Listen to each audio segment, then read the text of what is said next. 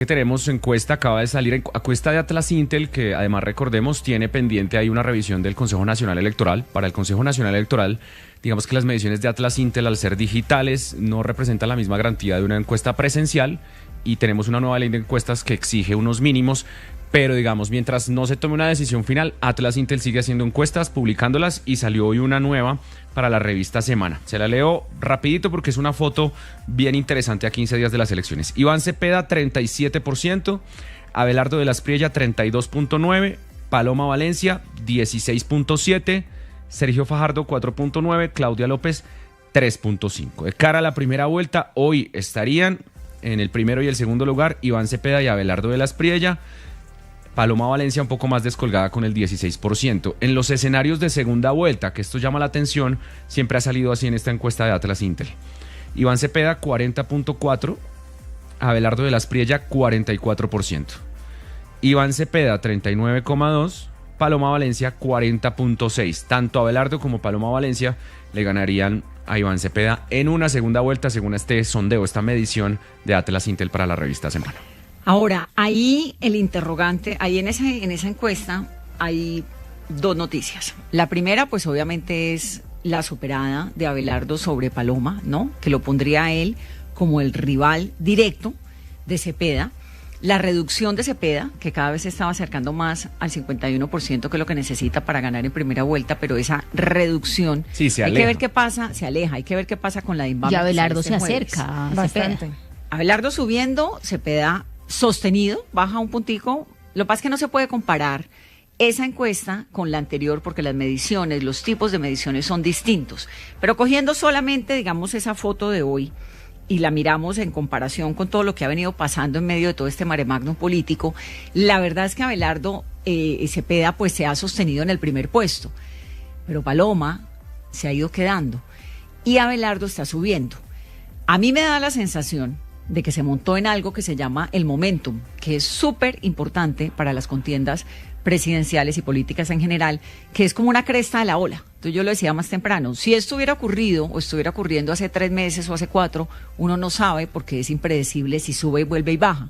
Pero cuando falta tan poquito, porque faltan 15 días, la gran pregunta que hay que hacerse ahí es si esa subida, esa tendencia, que es innegable, porque además la hemos visto en términos del furor, digamos, que está despertando Abelardo, que se siente, se ve cuando usted habla con él, cuando ve la gente que lo rodea, cuando está en esos espacios en los cuales él se presenta, como con Cepeda, porque Cepeda también tiene un furor muy grande detrás, si esa tendencia que va subiendo de Abelardo se va a mantener o no.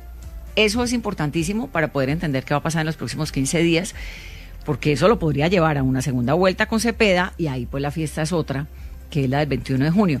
Pero también lo que me parece muy importante es ver que Fajardo y Claudia no tienen un porcentaje que haya que desmeritar. Es decir, si uno suma esos dos, da más o menos un 9%. Sí o sí, el que vaya a competir en segunda vuelta necesita ese apoyo o ese porcentaje de Fajardo y Claudia. Porque está muy apretada la segunda vuelta. La segunda vuelta va a ser muy difícil. Ahora. Y varias cosas. Aquí a 15 días, como dice Fraile, empieza a verse y a jugarse algo que se llama el voto útil.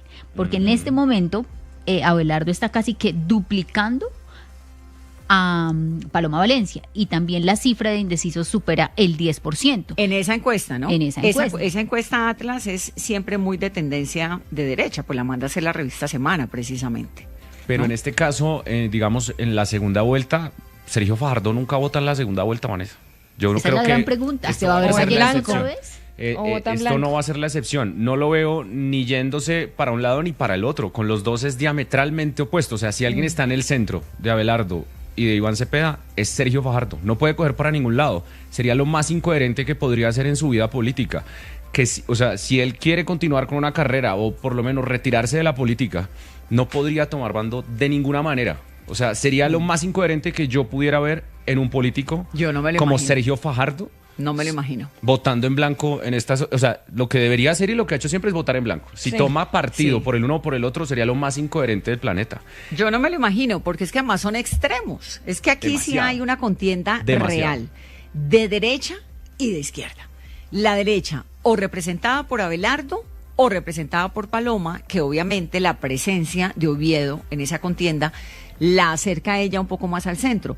Pero cuando usted ve el vicepresidente de Abelardo, ese vicepresidente que es absolutamente técnico, que usted no puede cuestionarle a José Manuel Restrepo, pues creo que nada, también lo acerca un poco más hacia el centro.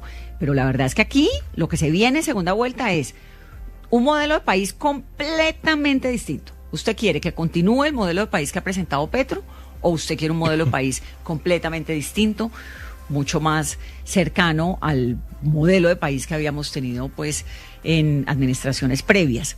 Colombia ha cambiado y obviamente ha cambiado, se nota en las calles, se ve. Yo estoy en Armenia, yo me recorro los pueblos, hablo con la gente, voy a las ciudades y se nota que el país ha cambiado, pero también hay unas falencias muy grandes e innegables en este gobierno. El tema de la salud es un asunto muy, muy, muy complicado. Eso que estamos viendo en orden público, a mí me sorprende Cristina Navarro todos los días contando esas cifras. Hoy habló de lo tengo aquí anotado, el tema de hoy de Cristina Navarro era los asesinatos a líderes sociales. Unas Vanessa, cifras escalofriantes de cómo han aumentado de manera significativa los asesinatos a los líderes sociales. No encuentro el dato exacto que Cristina dio, pero esta semana también hablaba lo que decíamos de las alertas de la Cruz Roja, ¿no? Entonces usted tiene un país absolutamente enloquecido en términos de orden público y un gobierno que estaba, por lo menos, lo paró la fiscal, tratando de levantar las órdenes de captura de 29 delincuentes. ¿Para qué?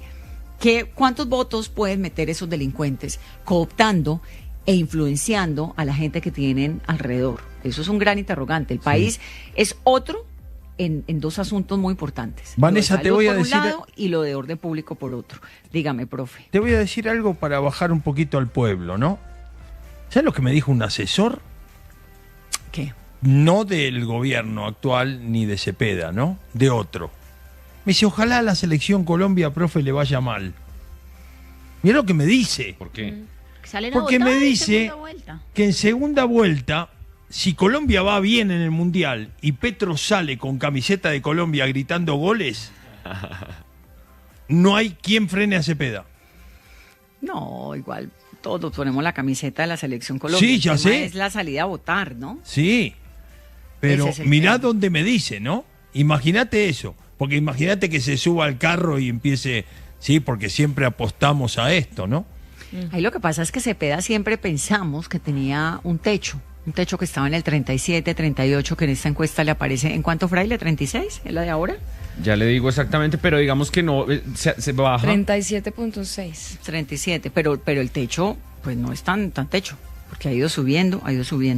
Pero es que son encuestas diferentes, por eso, digamos, hay un ejercicio muy valioso que hace la gente de la silla vacía, que es ponderar. Entonces, dependiendo del tamaño de la muestra de la encuesta, si es presencial o virtual, se le da un valor a eso, y la verdad es que lo que hemos visto se parece mucho, digamos, a pesar de que la de Inbamer y la de Atlas puede ser tan diferente, porque la de Inbamer es la que casi pone a Iván Cepeda ya ganador en primera vuelta, como a 5 puntos. Cuando usted pondera eso, se da cuenta de que todavía está lejos. Segunda vuelta va a haber, hoy hay segunda vuelta en Colombia, y lo que hemos visto de Cepeda es que sí tiene una imagen que se mantiene como la del presidente Petro. La popularidad del presidente Petro es inamovible, no baja de su porcentaje que oscila el 40 y en otras cercana al 48%. 50%. Lo que cuando yo digo que el país ha cambiado es eso.